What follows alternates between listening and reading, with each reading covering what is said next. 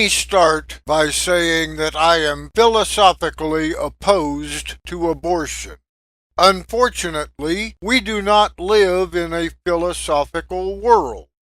We live in the real world. In the real world, reversing Roe versus Wade would not produce the intended results and would force those to be mothers who are least prepared for this experience. I believe this would have tragic consequences for the parent, the child, and society as a whole. Let me explain. Let's imagine what the world would be like if the pro-life people get everything they want. No abortions for anybody, anytime, for any reason, and death penalties for abortionists. This would put an end to legal abortions in the United States. It would not, however, put an end to illegal abortions. It would also not put an end to women trying to self-terminate their pregnancy. Women would die as a result of the unsafe and unsanitary conditions associated with such procedures.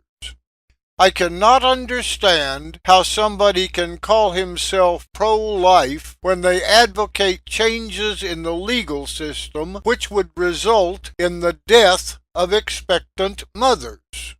And while overturning Roe versus Wade would outlaw abortions in the United States, it would have no effect on abortions in other countries. Any woman who wanted an abortion could simply go to the internet and book a 3-day junket to Canada, Europe, or any other country which offered legal abortions. So the most you could expect from overturning Roe versus Wade would be a case of NIMBYism. Not in my backyard!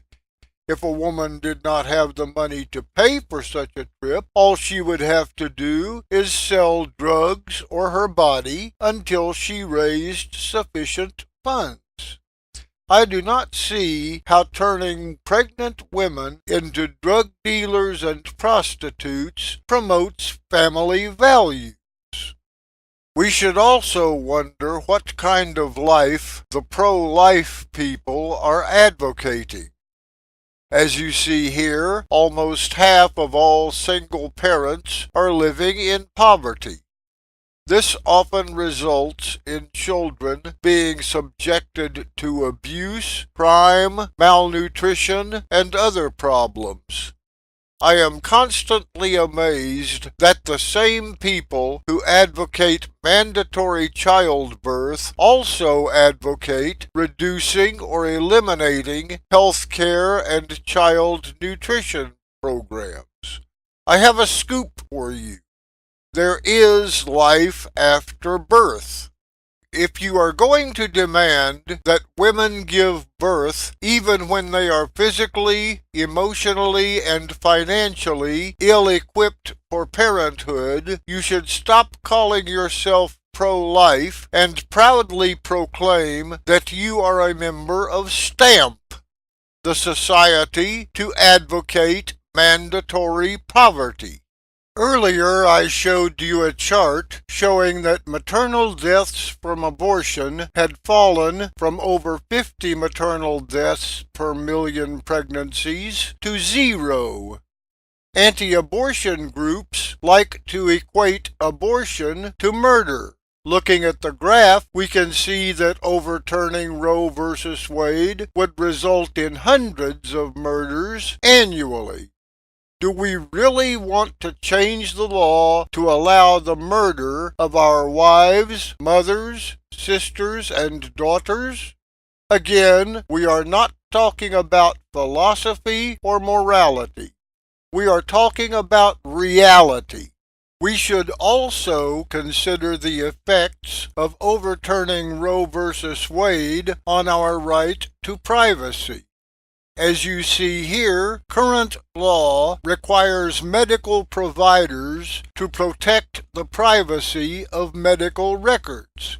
Currently, medical professionals are required to report suspected cases of child abuse. I can easily see a requirement in the law which would require medical professionals to report those who indicate an interest in terminating a pregnancy. Federal agencies could then follow up to assure the pregnancy resulted in a live birth and prosecute those whose pregnancy was unsuccessful. Do we really want to give up our right to the privacy of our conversations with our doctor? Here's a crazy idea. If you are going to claim that you oppose abortion for religious reasons, act like a Christian. Jesus gave us 2 commands: love God and love each other. I don't see a lot of love from the anti-abortion crowd. What I see is people screaming hate meant to shame women into submission. This may produce a temporary feeling of superiority that you are a loving parent, unlike those evil child-killing sluts, but it's not what Jesus taught. If you are going to use religion to support policies which will result in death and misery, you are no better than those who commit murder in the name of a benevolent and merciful God. Now, if you are really serious about preventing abortions, instead of screaming at women and calling them murderers, how about talking with them? Notice I said talking with them, not talking to them. That involves listening as well as talking. Most women seek to have an abortion because they feel the timing is not right. They want to achieve career or education goals before starting a family. Find ways that they can have both a career or education and a child. Explore adoption possibilities. Most agencies have a waiting list for adoptions. Become familiar with financial assistance programs. If your state does not have adequate services for new mothers, maybe you should be screaming at your legislators. Maybe your legislators need to be replaced.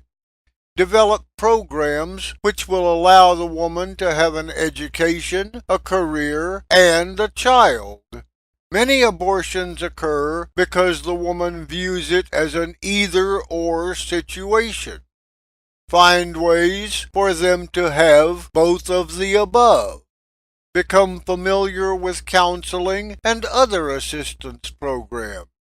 Maybe your agency should develop programs to teach new mothers how to properly care for their child. Maybe ongoing psychological counseling would be beneficial. But all programs should be positive. Many of these women have been preached at until they have developed an automatic ignore switch. The minute that you start talking about sin and punishment, you will find yourself talking to a brick wall. But even the best programs will not be completely successful. Some women seek abortions because of health issues, either their own health or the health of the fetus. Some older women may fear that the child will have problems because of their advanced age. Some women may be victims of rape or incest. You may have to accept the fact that sometimes an abortion is the logical choice. That's okay. Even Jesus didn't save everybody. But unfortunately, these social, economic, and moral issues have now become a political issue. With the retirement of Justice Kennedy, the President now has a chance to add a crucial fifth anti-abortion justice to the Supreme Court. As you see here, in his campaign, Trump pledged to nominate only pro-life judges for the Supreme Court. Was Trump lying when he said that, or was Kavanaugh lying when he said that Roe v. Wade was established law? Notice that Judge Kavanaugh noted that the Supreme Court could overrule Roe v. Wade and that 3 justices would do so. There are now 4 justices who are likely overturn votes, and it sounds like Kavanaugh is eager to be number 5. Since I began making this video, information has become public about an alleged sexual attack by Judge Kavanaugh when he was in high school. I have no private information about the issue and cannot comment competently on it. I do think, however, that we should pay attention to how the Senate Judiciary Committee deals with this issue. Will they give Dr. Ford a fair hearing and act as impartial evaluators, or will they attack her credibility and moral character in an attempt to rush through a judge who they hope will be another supporter of an ultra-conservative agenda? The voters should pay close attention to how the Senate committee answers that question. Women should be especially concerned if the Republicans on the committee try to treat Dr. Ford as a political opportunist. Every year, thousands of rapes go unreported because women fear that the authorities will try to discredit them. Rape is not just a physical attack, it is also a psychological and emotional attack. It is understandable that women would want to avoid further psychological and emotional damage. Women and those who care about them should think long and hard about whether they want to be represented in the Senate by somebody who cares about their welfare, or whether they are willing to settle for representation by a Trump stooge. We will find out the answer to this question in November.